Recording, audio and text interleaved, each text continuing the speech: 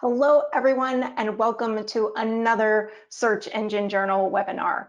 It's a super hot day here in West Virginia, and we're so excited to have you all here with us. Today, we are joined by Mark Luckenbaugh of Local Viking, who's going to be talking about big mistakes that you might be making with your Google My Business listing. Local search is more competitive than ever.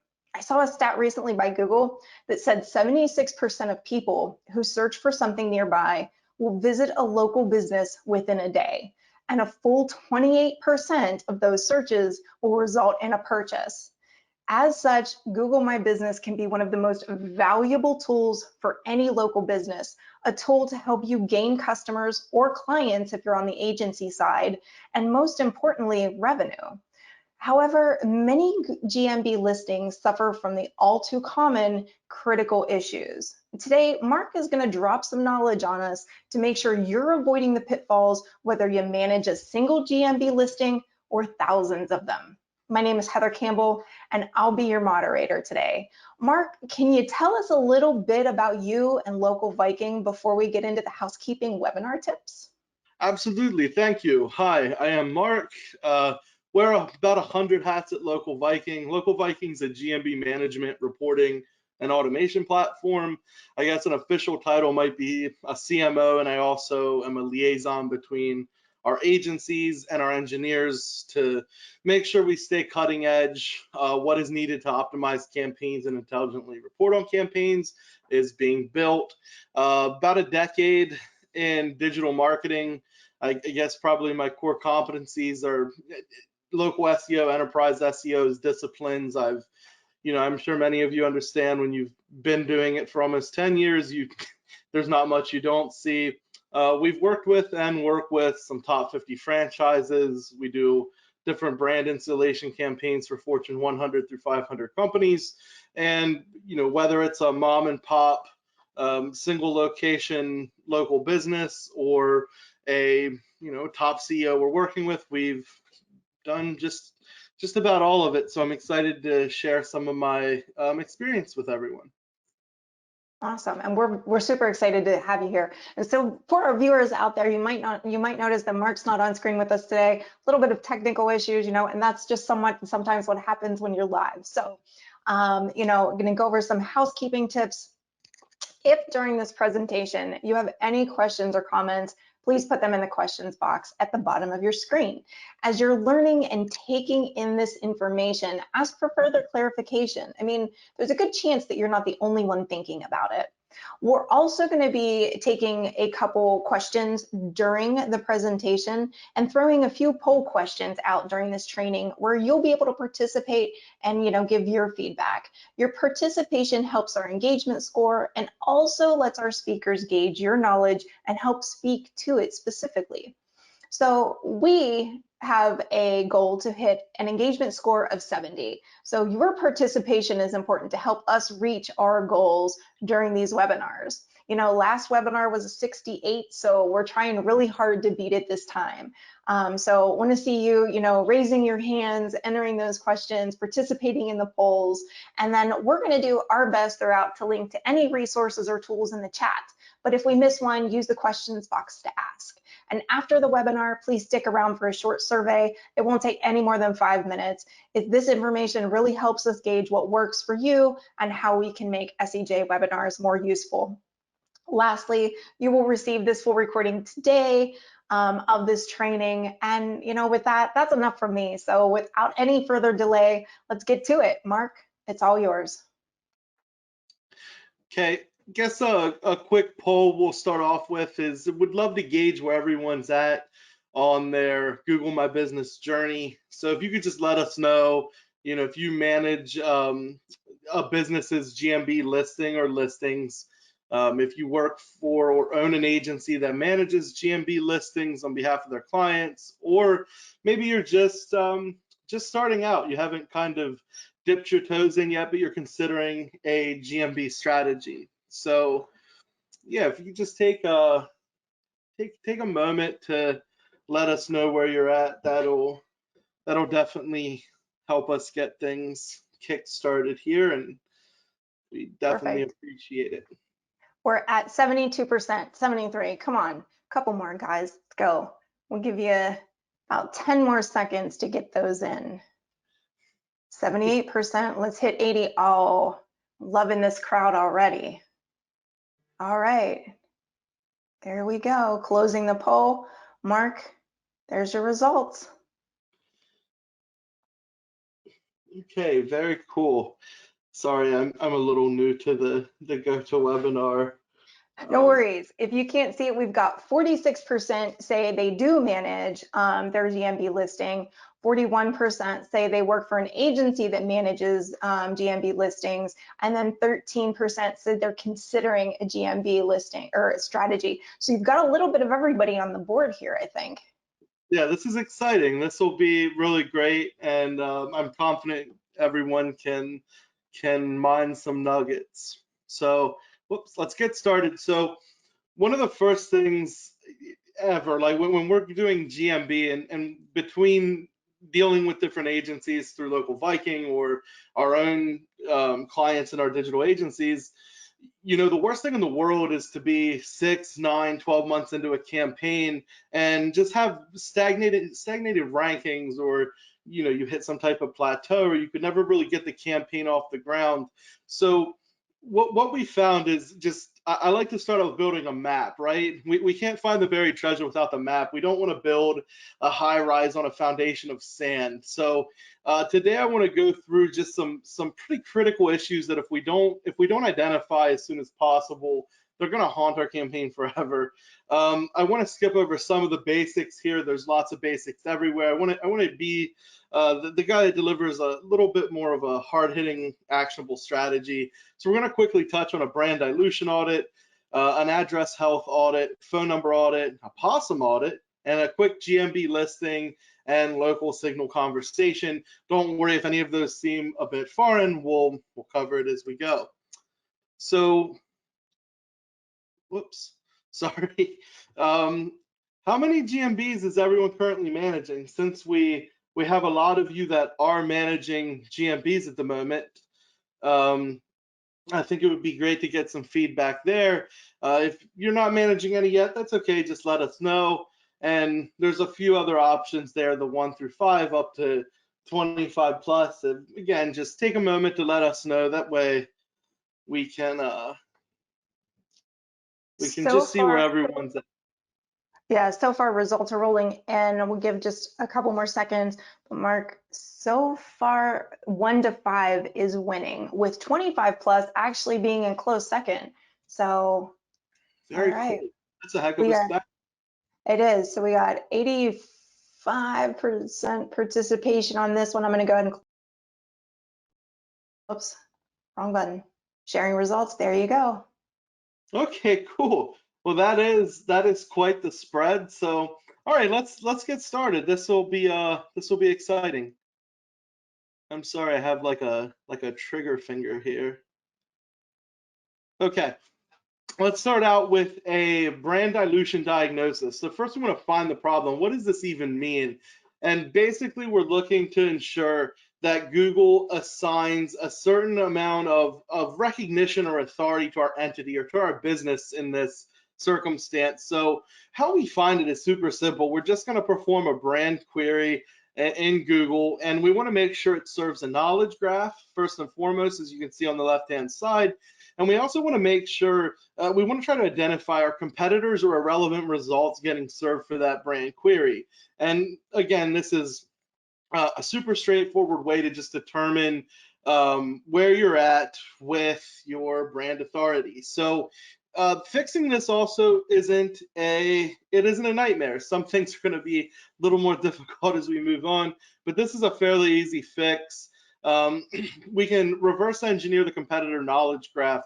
I want to start with that just because if you have a GMB, that data will be used to populate a knowledge graph more times than not, unless there's some type of other health issue. And if you look at other knowledge graphs that can be populated, it'll always give a citation in the graph. So they can be populated by Wikipedia, Crunchbase, just a bunch of different sources. So just if you're ever having an issue trying to get your own knowledge graph to serve. That's a quick way to kind of see what some competitors are doing. Another easy fix is just brand insulation. So authoritative profiles, again, like we mentioned, the Wikipedia, Wikidata, stuff like that, the Yelps, the high power data directories and whatnot, making sure you have your social accounts in order and optimized. They match your brand query, obviously. And then I'm a big fan of schema, especially since Google's continuously updating the data.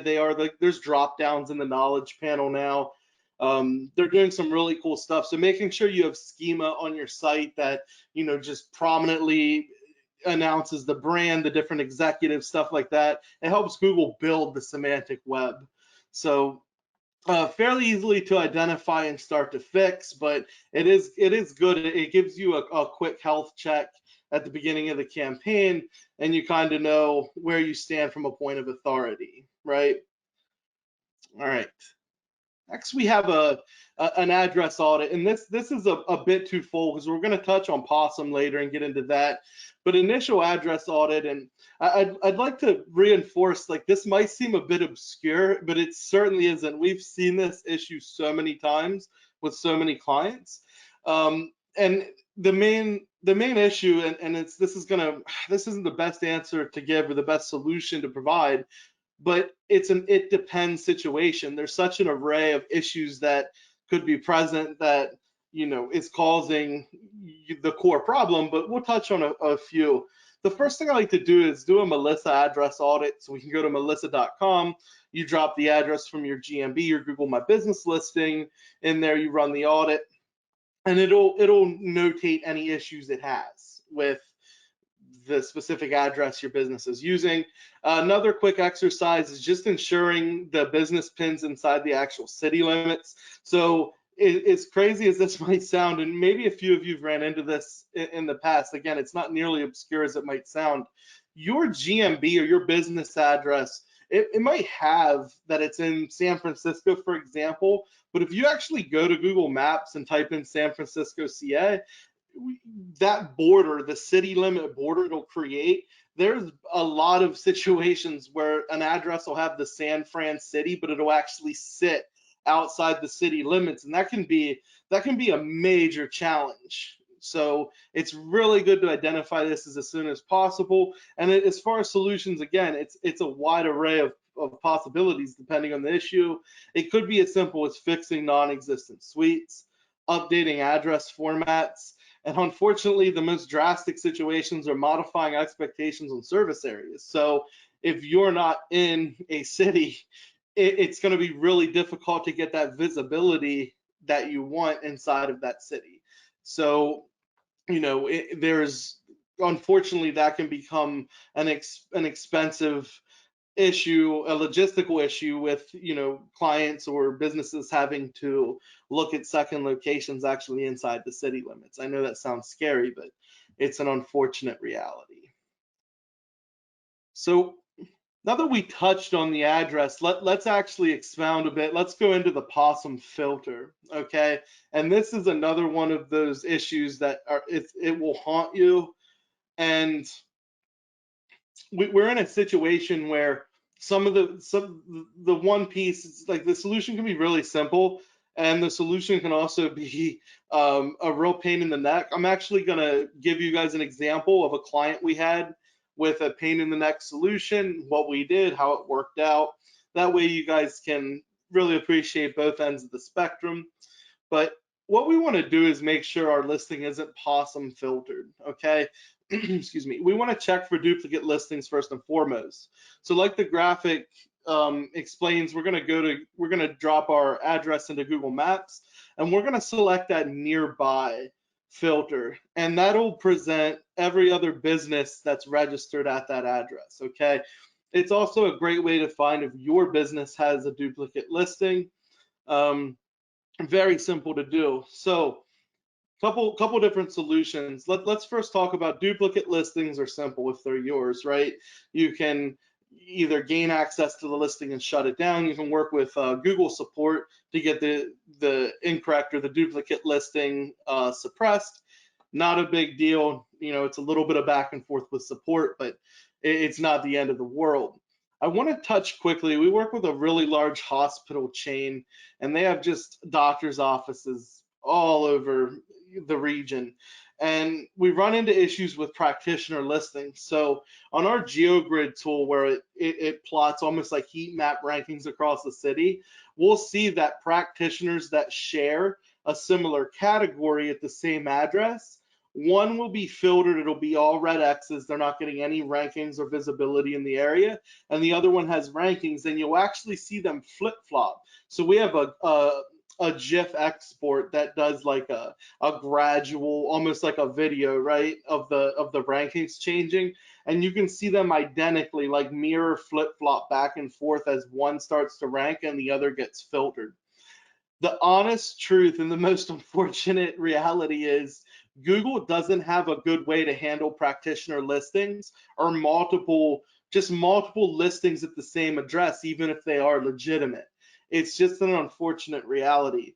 It's also not an easy problem to fix either, if you really think about it, but Google has yet to fix it. So if you have a business at the same address as yours and you share categories, Google My Business categories, then you're going to potentially run into a possum filter, 100%.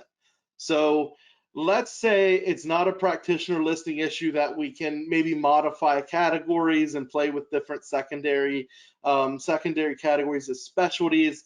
Let's say it's not a duplicate issue. Let's say we're in like a metro area. So this is what happened with our one client. This happens in bigger cities. We're in a large metro area and we're in a high rise, and there's just tons of professional services inside of that building. They're sharing your address, and it's not uncommon in these larger areas to have a competitor, sometimes even another competitor at the same address as you, sharing a main category, a GMB category. So what we have to do in that case is create a filter flip, okay?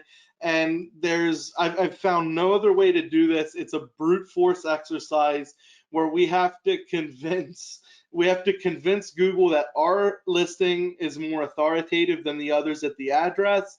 It'll pull our listing out of the filter, and it will filter the other competitors at that address. It's an arduous process. What we did was we put together a small outreach team on the client's behalf. We got them like true PR. We got them in some of the big publications, the news publications in their city.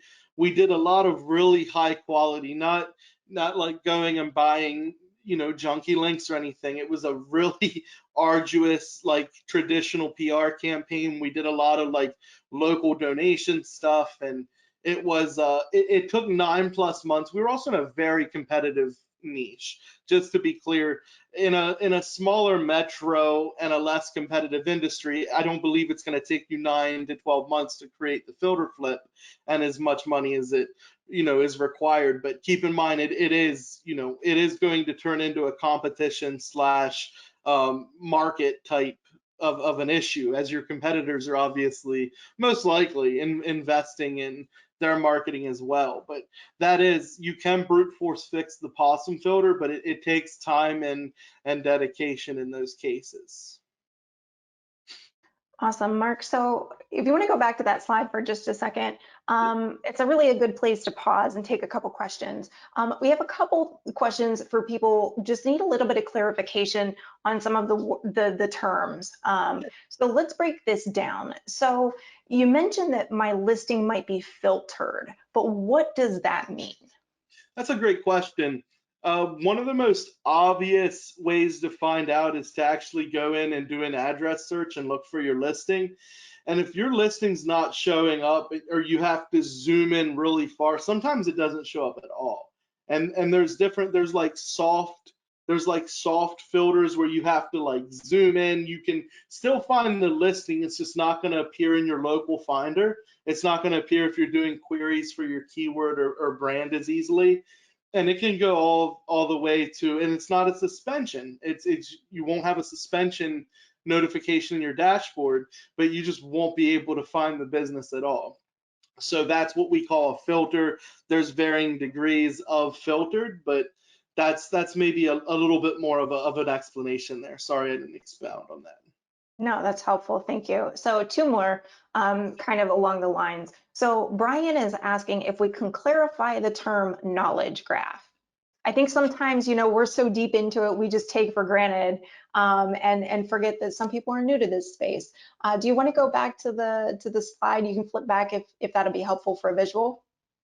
Yeah, absolutely. So I guess let me oh wow, this is, man, I'm sorry, I don't mean to like overly SEO geek out here. So the knowledge graph as a concept is something Google instituted, and it's basically how they build, it's the information they build that they have on an entity. It could be a person, a place, right? Any entity, and it's like the semantic web, right?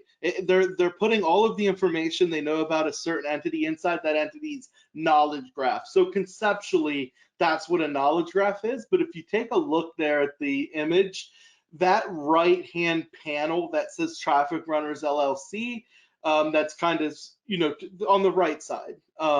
If you were to break that into like a column down the middle, it's the box on the right-hand side. That's an actual visual representation of a knowledge graph. So you'll see those for celebrities, big CEOs. You can create your own for your personal name. You don't have to be a celebrity. So it's basically a protocol where you feed Google information about your business, yourself, a client, whatever that might be, a movie, a song, and Google creates that knowledge graph where, I know you're not supposed to use the term in the definition, I apologize, but it creates that that like semantic web of knowledge about that specific entity. I hope that helps. Yeah, I think so. And then one last one, and I'm going to let you get back to it. I think we're looking for a little bit of an explanation of what exactly is the possum filter.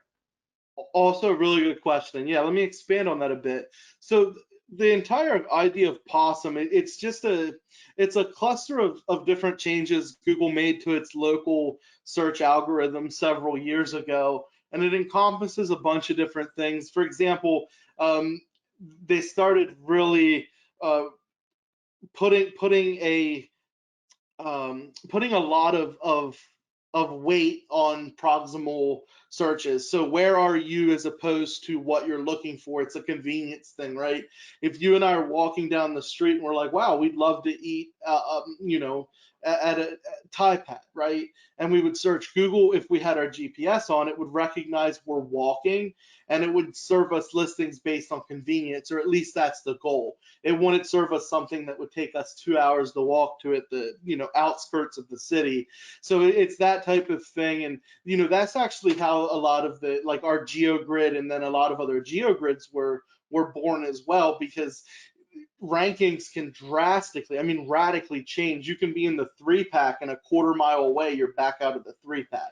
So, the single digit rank tracking doesn't work anymore, at least not if you want true accuracy as opposed to, a single GPS coordinate ranking. In this case, another thing they updated was it's address related updates. So practitioner listings, or like verbatim, any business that shares a category, or practitioner listing that shares a category at the same address, same category, same address, it's going to cause a filter. So it was a series of different changes that updated. It just gave some pretty impactful updates to how local search works. Hopefully that was a decent answer. Yeah, I think so. So that's Cool. all I've got for right now. We're going to save the rest of the questions for the end. So Mark, let's get it. Amazing, thank you. Okay, next, this is really easy.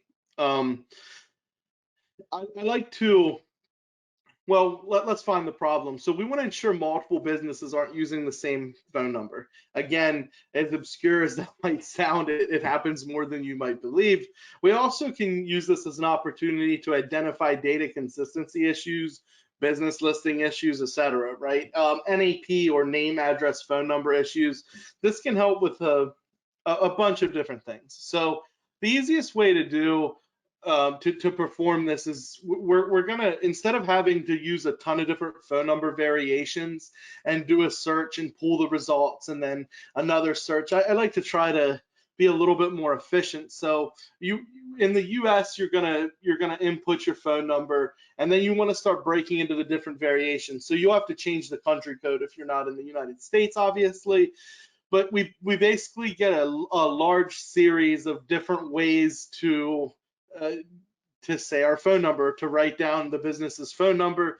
And then at the very bottom, you can see we put it together and we're going to use a Google Dork, and we can enter all of those as one search query. That way we only have to extract the results from one query, as opposed to performing a bunch of different searches or potentially having to have a staff member spend a bunch of time on this. It's something we can do a little bit quicker. And again, we're just looking for other businesses that have the number. We're looking for, if you have citations out there in the world that are for a different business or a different address, stuff like that. So it's very simple. It's self-explanatory, but a quick Google Dork with your phone number can pull all of that fairly simply. Um, Next, I want to shift a little bit because I only have so much time with everyone today. Unfortunately, I wish we could talk forever. I don't know if anyone guessed, but I'm a bit long-winded, so I could talk SEO forever. But unfortunately, we have a limited amount of time, so there's no way I can give every single piece of advice at the most granular level.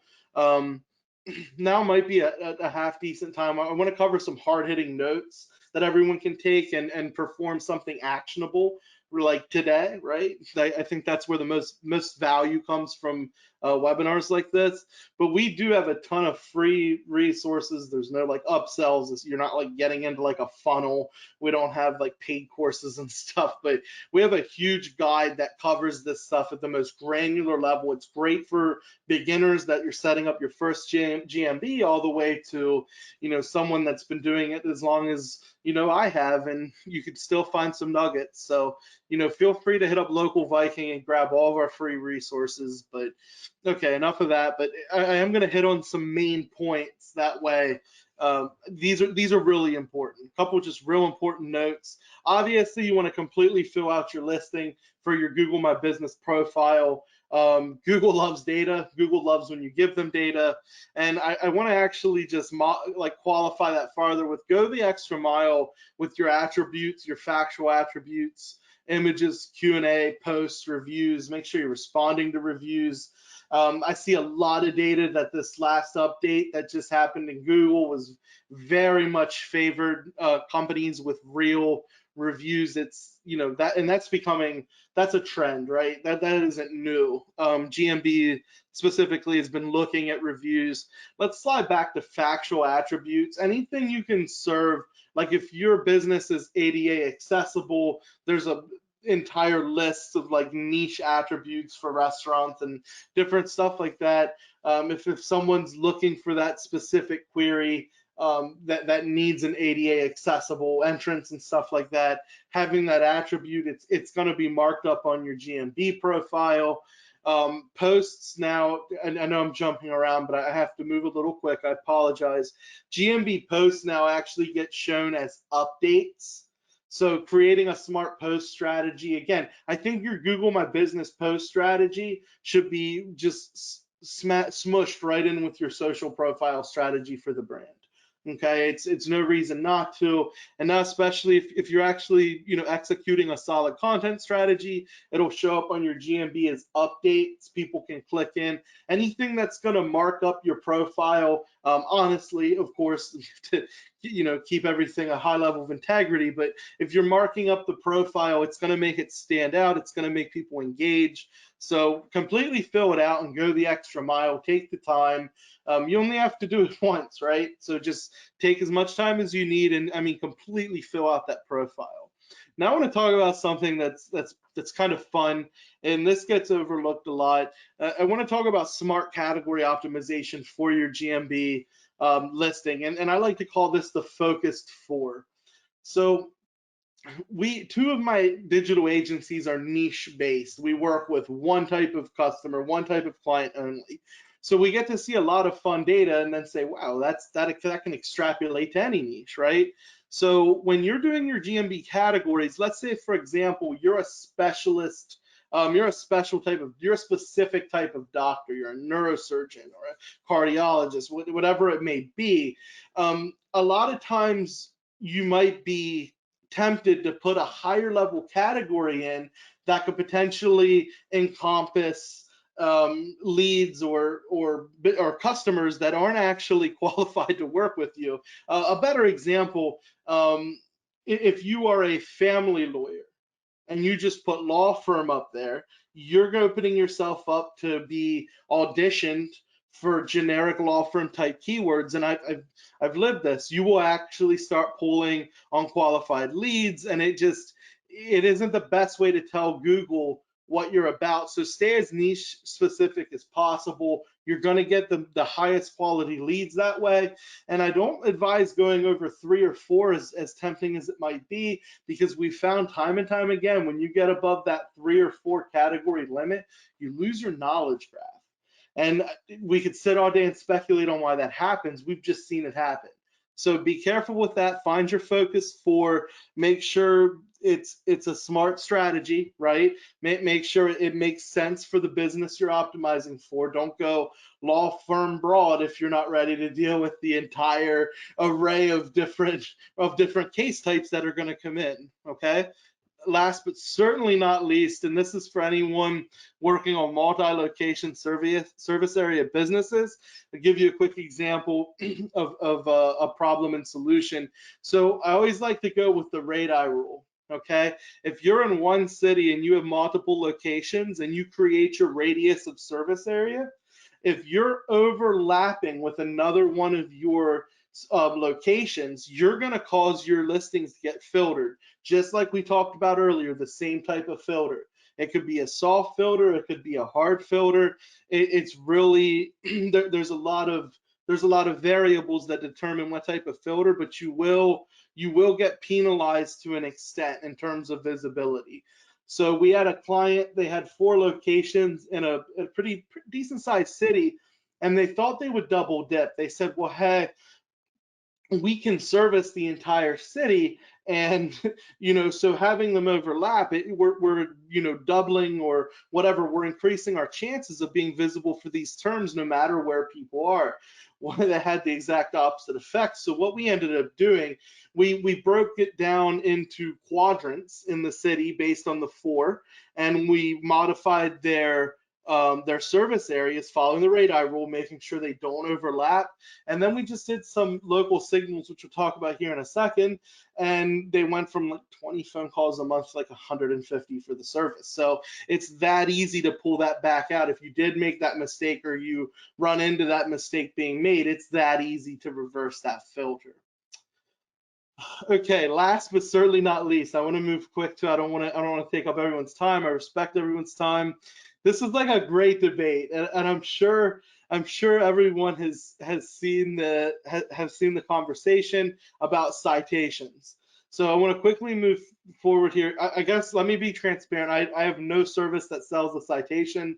I'm not invested in anyone building or not building or buying citations or using a service to build them. So I'm just trying to operate from a point of what data we have on the bunch of citations we have built. So let's quickly talk about what's the problem with citations? What are they? Are they still important? So a lot of times citations, a lot of really junk stuff gets grouped in there, because a citation is just when you have your name, address, phone number in a structured format on like a directory listing, right? Now, we can't say citations are dead and they don't work in the case of like Yelp.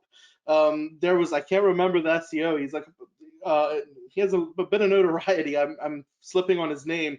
He did a case study where he added a business category to Yelp, and Google actually added that category. So we can speculate and say it looks like Google like curated the data and added that category based on them looking at Yelp, and it makes sense. Yelp has a pretty stringent process and who they let in, spam listings, etc. Hate them or love them, they're a very authoritative directory. So to lump them in with some of the spam, junk, outdated directories we see, that's not really fair. So I don't like to talk about citations as much. I like to build a kind of a knowledge base of local signals. What's still really moving the needle or beneficial to have if we want to rank a local website and a GMB. Another big problem with citations, and we found this out through testing tens of thousands, okay? They don't index. And I believe a bunch get omitted out of the public cache because it's duplicate content. I mean, it's not providing a lot of value to the users of Google. So it becomes a bit of a like, let's make sure we cut all of the bad stuff out. And again, I'd say let's forget citations, the old definition. Let's think local signals. So we still want what a lot of, I know like vendors call them like essential citations. You want your Yelps, your yellow pages, white pages, etc. There's also, they come as apps on phones. There's hardcore Yelp users, right, that use Yelp as a search engine to find businesses. There's like a tribe of them, right? So to not be there seems somewhat silly. So we want to make sure we're in those big directories. But then I want to start thinking on structured citations, and that's just when we're kind of using the NAP in a hyperlink in a more contextual fashion. So we do a lot of local outreach. We do a lot of local outreach with other businesses. You can do like local roundups with a bunch of non-competing businesses and have it shared on all their sites. There's a lot of really white hat ways to get really high quality, hyper relevant, more than anything, hyper relevant geo-specific links. I still love paid citations. No, let's not think in terms of buying a link. If some shady citation site popped up that had no authority, I don't want to pay for it, but like Chamber of Commerce type links, stuff like that. And I still do love niche directories as well that might be paid. And I always believe they get looked at a bit differently because most of your spammers, they're not, I mean, I know we got a Chamber of Commerce link for a client in Boston. I swear it was like $2,000 or $3,000. And if I'm wrong, I'm wrong, but it was something. It was a decent chunk of change. Your typical everyday spammer isn't dropping money on placements like that that really benefit the business, and it's a community type, a local community type link. So I like to stand apart. So I like to try to think local signals over citations, but they are important. The NAP thing isn't nearly as important anymore. We have found if your address is wrong, that can still negatively affect you. But I think we should start moving away. Let's make sure we're still getting the high quality directories, but we're looking for a lot of high quality local signals where we can put our NAP and make unstructured citations as well. That Right. is that is it. I hope everyone pulled some valuable stuff from that. I apologize if I moved too quickly, but it was a lot to cover. So, Mark, I think you did great. I'm going to start out by, if you want to go back to the last slide for us, because we did have a couple questions about citations, so I want to make sure that we start there. Mostly, Carl was asking that he's not quite sure, what a citation is. Somebody else asked how they're used in this context. So can you give just like baseline 101 on, the local signals for citations?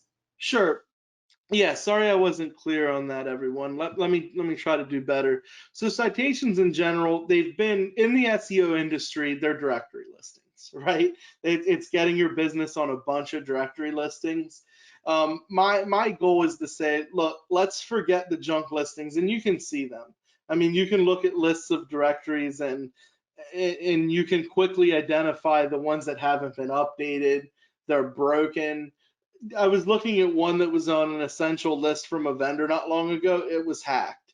It was visibly hacked, and the hacker put like a troll message on the submission sidebar. So stuff like that, I don't find any value in that, and I'm sure Google wouldn't either. So I still love the Yelps. I love the real authoritative or hyper local directory listings, right? So that's That's what I mean. And I think what happens is you go from having hundreds of directory listings to build, then you can eliminate 90, 95% of them that are junk. And then you can put a little bit more effort into the Yelps, and you can have some unique content build instead of copying and pasting, which has been the industry norm. And it's not that you're doing anything wrong, it's the industry norm for a decade now or more, right? You just copy and paste your business description. Now you can take a little more time, you can fill out the listings, you can add your media, your rich media, and you can really make it something that Google will definitely not ignore, right, as a backlink, but more importantly, it serves as another brand insulating profile where if someone comes upon it, they can actually convert and become a customer for the business. Hopefully I did a better job there. Yeah, that was great. So I want to answer one really important question from Bill. Bill, if you can see it, this is what my shirt says. It says keywords, page speed, schema, HTTPS, backlinks. And Very shameless cool. plug time, if you're curious or if you're interested, we sell these on merch.searchenginejournal.com. But enough for that. All right, let's get to some, I mean, Mark, the amount of questions, I don't know if you can see them coming through the questions box, but there's a ton of them. So you're gonna have a lot to follow up to do. Okay. So let me preface this with saying one more time, everybody on this call afterwards will get the recording that will include the first part and this question and answer. So we've got 19 minutes left for Q&A, so let's get to it. So couple questions around the radii rule. So Michael is curious what the radii rule is, and then Daryl is asking, for service areas, is it okay to overlap if it's really broad, like Southern California, or should we focus more on granular? So I think we can kill both those birds with this one stone. So what do you think there, Mark? Sure, absolutely. Great questions, everyone. These are great. So the radii rule is specifically not if you have more than one location. That's the important thing. If you have more than one GMB location in the city, you 1000% do not want to overlap their service area. That can cause but a softer hard filter. And that I think that answers the I think that answers both, right? Like, no, you never want to overlap, and that is the radii rule. If you need me to expand or I didn't do a good job, I'm happy to follow up and talk more about it. No, I think that's good. So Sue is asking if there is a knowledge panel and no Google My Business listing, what can we do to encourage Google to begin a GMB for the category? That's a really interesting question. So the best thing to do is to actually verify a GMB, right? So I'm gonna be blunt. There was a lot of ways you could create listings on maps with like by creating like Bing, Apple listings, Yelps, right? Google would look at this data and it would create an unverified listing. And I'm gonna just be brutally honest when I say that like that there obviously anytime that happens, bad actors come into play. So I'm not super up on what goes on from there. I know Google used to curate that data and create those unverified listings, and then you could, it could present you with a knowledge panel based on that aggregated data.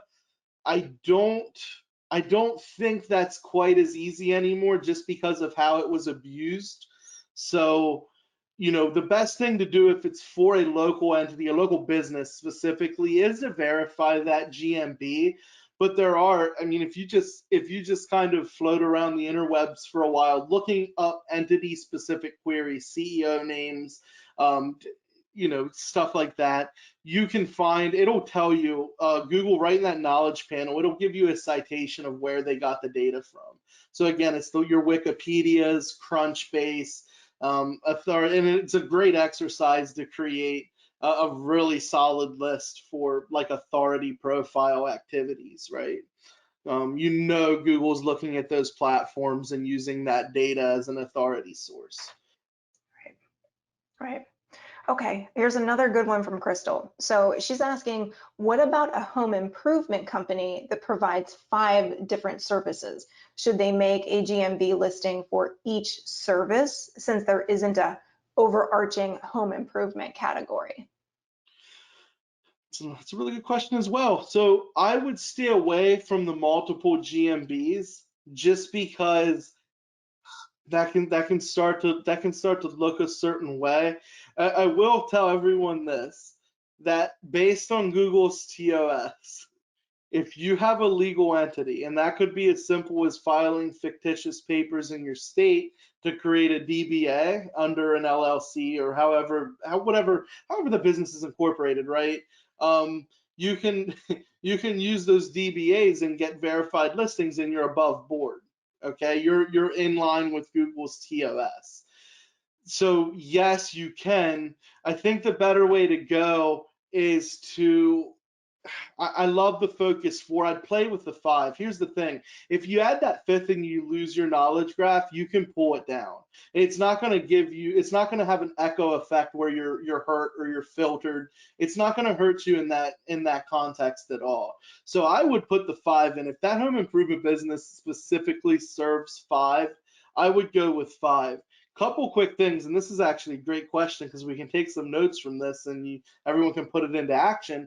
Another way, let's say you don't want to lose your knowledge graph, or you do lose the graph and it seems like it somewhat affects visibility across the other just your other service, your other categories, I'm sorry. So what we can start to do is stick with the 4, make sure we have a really solid optimized service page, all your service pages are optimized, and use the opportunity to add a services. You have a services/product section on the GMB. So even though that fifth offering, your service offering, isn't in your categories, it gives you a large canvas to add the service, put a large description about it. You can optimize it. Obviously, we don't want to keyword stuff, like we don't want to anger Big G here. Like let's keep it above board, but it does give you an opportunity to kind of influence the relevance, right? Or the kind of the topical authority around that specific service offering. You have GMB posts, you have a lot of opportunity aside from the category. And because you're in those semantically like relevant clusters of, it's not like the 5th category is like like dumpster rental and the rest are like painting, right, carpentry, stuff like that. If it's very semantically close, you're going to have a lot better chance of performing well anyway. So those are some pretty good things you can test if the 5th does cause a knowledge graph issue and you don't like it. If you see it kind of carry over into a visibility issue, maybe that's another way to go. And you should have those services anyway. It's an important optimization piece of the puzzle. Yeah, because you want people at a glance, because they might not make it through to your website, right? They might take the information that they see right on Google. So the more information that you can give them there, the better. That was actually, Heather, if you don't mind, Mhm. what you said was, so we didn't get to touch on it, maybe next time, but really quickly, that was brilliant because Google doesn't want you to click to websites anymore. If Nope. you see the new developments where there's the chat bots, they're doing the answering services. Like if you really follow the local developments, like Google has no interest. Why would they? Why would Google want to send them to a property they don't control? I mean, Mhm. that's not a good investment, right? It's not a good ROI. So that was actually a brilliant addition because always optimize your profile, like that's it. Because Google doesn't want them to click to the web. They either want them to uh, commit a conversion action where they're messaging, they're calling, etc. Or I mean, again, there's the appointment setting right in GMB now, and their roadmap's amazing. It's public. Everyone should check it out. Like they're taking over local. They don't. Your website's going to be more and more irrelevant in the future, I think. Which is sad because we're always talking about how to optimize your website, which is still important. Don't get us Oh wrong. yeah. Oh yeah. But there's other things you have to do to optimize for Google. Uh-huh. So I'm seeing some questions that all have a similar type of theme to them. So let me try to get through this as eloquently as I can. Pat is asking, what do we do if there's real estate brokers in an office and there are like 80 agents, can the agents claim their own GMB listing at the same broker's office, because they're all in the same space? And then there's also a question, and so maybe you can kind of answer these together, where there's another, I'm sorry, hold on a second. There's another one that is they're in the same building as a competitor, and the competitor is the one that's winning the listing. So how do you combat if you have, multiple realtors, could be doctors, so you touched on that earlier, or if a competitor is overtaking the listing and you can't get shown? Yeah, let's unpackage that. Amazing questions, by the way. This is phenomenal. You guys are It's a great. great group, I know. This is amazing. I'm having a great time. So let's unpackage. First thing, yes, every agent could get their own GMB, right?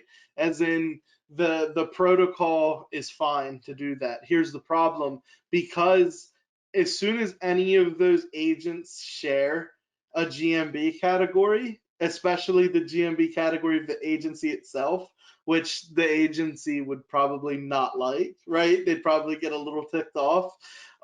There's going to be just immense possum filtering issues, and we see this exact same thing. We work with it's a 1,000 location hospital. They have doctors' offices all over a region. So this is something like we have so much experience with, and I hate to give this unfortunate answer, but there's no answer for it.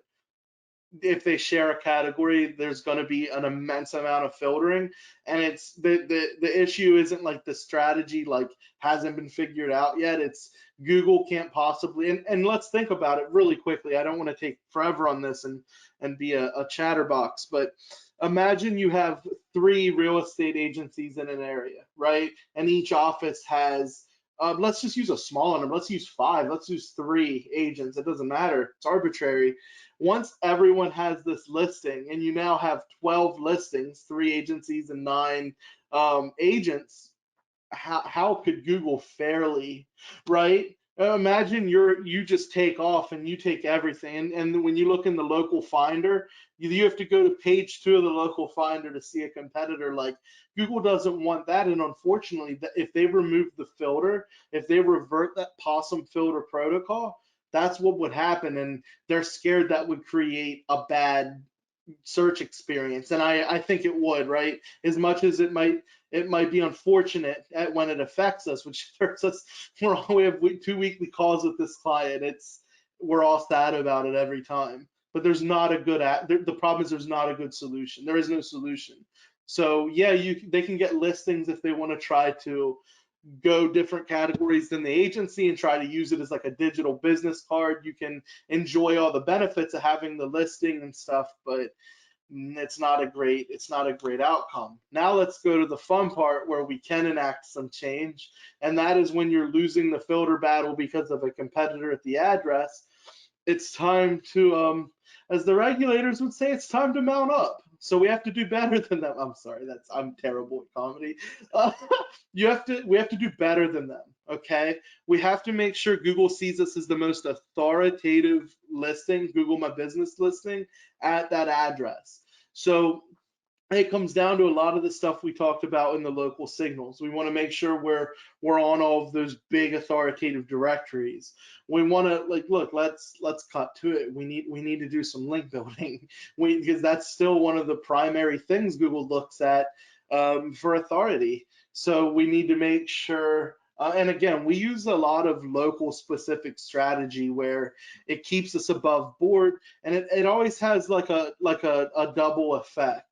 So when we're getting a bunch of links because our clients donated to a bunch of youth sports teams, that's also just good for their local image, right? It's like traditional PR, and it's good for them to be everywhere. It creates like more ubiquity in the area that they service, but it's also getting us those links. And we reach out, and most of your clients have a story. And when I say PR, I don't mean like a PR web, like a cheap PR service. I mean, most clients have a story. So we ran an amazing story about our our one client just being like a leader, a female business leader in the city. And I mean, she's inspirational for sure.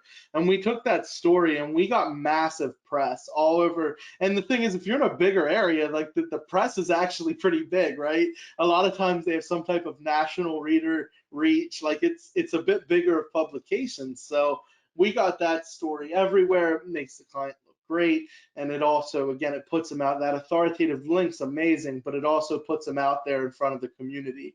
So stuff like that is, you know, at the end of the day, you have to show you're more authoritative, and you can create. That's the client we created the filter flip for, by the way.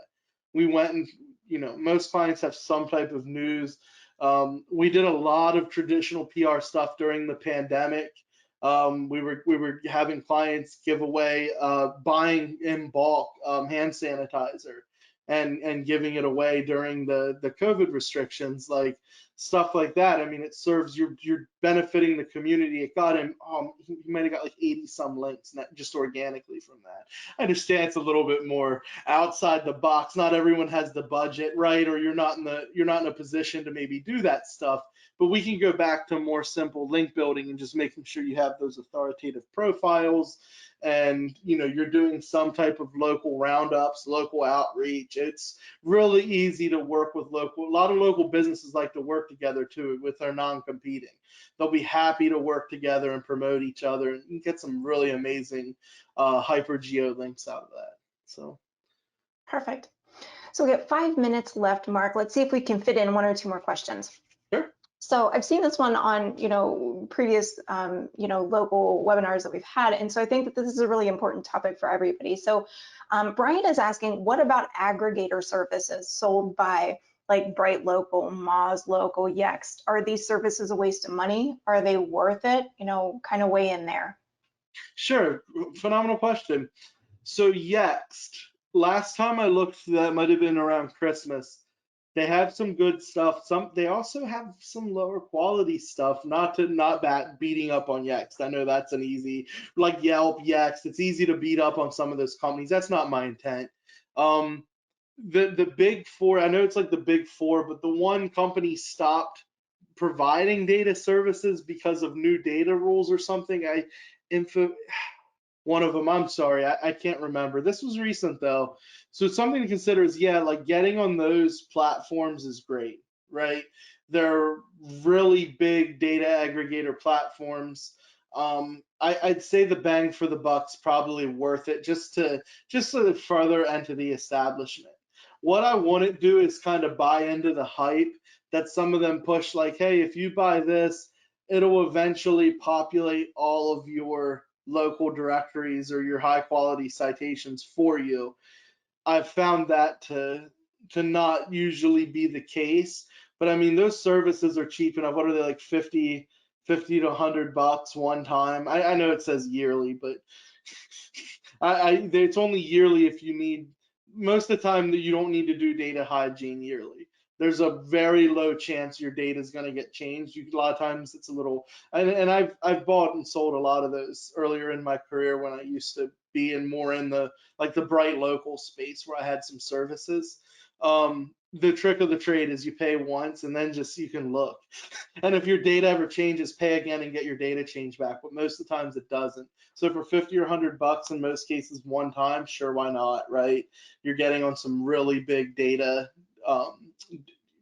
sites that push a lot of data out to other sites. Is it an end all be all? No. But is it worth it? Yeah, I mean, it's a drop of water in the glass of SEO. And then, right? I mean, is it individually going to make or break your campaign? Absolutely not. If you have the budget, I'd 100% do it. Okay. One quick question. I think we can do like yes or no, maybe like a quick, 30-second if we need to expand on it. But Trisha's wanting to know, if you haven't built a GMB listing, will Google build one for you based on the information within your website? Or is that something that she's going to need to go out and build on her own? Yeah, so that goes back again to, like, I've seen on verified listings get put in the maps based on data that Google collects, but I'd say 99 out of 100 times you should do it on your own. It's not super hard to do. It can be a pain in the neck with the postcards, and sometimes you have to follow up. But I'd say the best bet is to always rely on yourself, right? As opposed to letting things transpire organically, because I do think they are a lot more careful with that now because of how it got spammed in the Agreed. Agreed. So Mark, I know that, so we're basically out of time. I mean, we have a ton of questions, so you are gonna have some massive amount of follow-up to do with these folks and all the questions that they have given us. So I wanna thank all of our attendees because this has definitely been a great show. Mark, before we let you go though, I know there's one piece of content that you wanna make sure folks out there know about. Do you wanna talk to that? Sure, real quick, we put together, again, we're not an info marketing company, so we don't have courses for sale and stuff. We're a SaaS, we're a software. Whether you use our software or not, I mean, it'd be great, but more importantly, we want to be a content hub. We want people to be able to have a conversation with our brand, get help when they need help. And so we published it's about a 240-page illustrated guide. We just updated it. Lots of over the shoulder. It doesn't read like a book. It doesn't. I mean, not that I love to read personally, but some people don't. I mean, it's sectioned out where it's almost like an SOP. You can give it to your team, you can break it up, and it's structured like a large like, I don't know, catalog of processes to optimize, to audit. It goes in much deeper with the stuff we talked about today, some very actionable guest posting stuff and link building stuff. And again, we just updated, we're on a schedule to update every 60 to 90 days with new content, remove the old stuff, 100% free. It'll never not be free. So if you go to the localviking.com website, under the resources section, we have a free toolbox there too. It has like schema templates. It has a really well organized list of citations based on city and niche and different stuff. Just a bunch of stuff in there you guys can have for free. And I'd love for you to have it. I'd love for you to engage with LV. If I miss questions, like, reach out to us. We're fully staffed with SEOs. We're a conversational brand. We might seem a little silly with the Viking and stuff, and that's just because we want to be approachable. So we're all a little geeky with SEO stuff. We'd love to help everyone, and so yeah, feel free to reach out to us. I'm not super active on Twitter. Can I plug my free Facebook group, or is that inappropriate? No, go ahead, give it, and we'll make sure that the links for everything that Mark's talking about are also included in the recap that you guys get afterwards. But sure, go ahead, tell them what it is. Yeah, we also have like 29,000 people in the local client takeover Facebook group, and you guys can join that and get any questions answered. Perfect. So, I mean, Mark, thank you so much for being with us today, but we reached the end of our time and actually gone a couple minutes over. So we're going to close this out, but it was a great conversation. And again, we just couldn't get to everyone's questions. So expect a follow-up, with answers to the questions. And we'll get the links out. We're going to ask that you please stick around just for a short survey. Again, it doesn't take any more than 5 minutes, and it does help us improve webinars overall. So Mark, again, thank you for being here. Great guest, great questions, great engagement. Very much appreciated. And with that, we bid you all farewell until next time. Bye-bye. Thank you. Thanks, everyone. Thanks, Mark. Bye-bye.